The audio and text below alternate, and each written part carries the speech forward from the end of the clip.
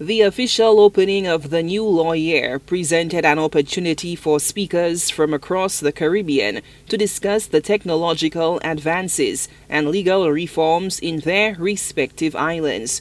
Diana Thomas Hunt, president of the St. Lucia Bar Association, disclosed that the legal landscape for practicing law in the Eastern Caribbean states will soon improve, making for a greater level of accountability. The Bar Association is first and most importantly pleased to report that the landscape for practicing law in the Eastern Caribbean Supreme Court jurisdictions will soon change because the Legal Professions Act will now require mandatory membership of the Bar Association, mandatory professional indemnity insurance, and mandatory continuing legal education, among other legislative reforms.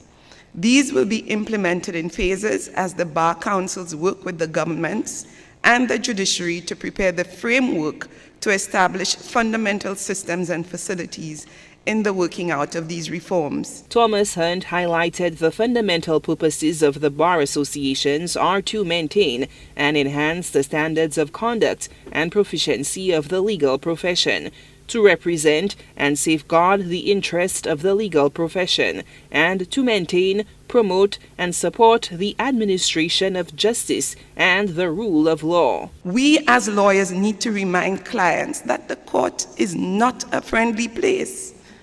The public sometimes are not advised that a court is but one place to resolve disputes, and it should rightly be a place of last resorts. My lords, in the dispensation of justice and the maintaining of the rule of law, we are content to walk in that path with the court. Attorney General and Minister for Justice and Legal Affairs in St. Kitts and Nevis, Garth Wilkin, underscored the Eastern Caribbean Supreme Court ECSC's dedication to enhancing procedures through innovative measures.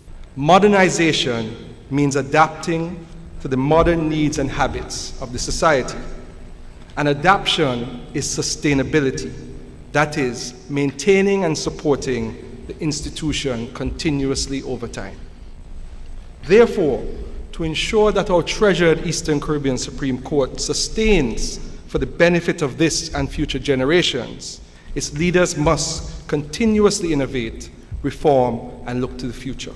The St. Lucia Bar Association president says legal reforms will include initiatives aimed at preventing money laundering. During the 2023 period, lawyers were brought under the anti-money laundering registration regime, and in addition to the previously required steps necessary to shield our offices from facilitating laundering of proceeds of crime, we are now required to report to the relevant financial intelligence authorities.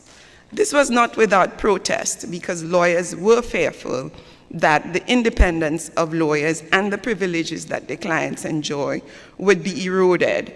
However, my lady, the reporting requirement does not apply to our functions as advocates. The Eastern Caribbean Supreme Court seeks a comprehensive approach to enhance both professional conduct and judicious dispensation of justice through modern technology and ironclad legal reforms.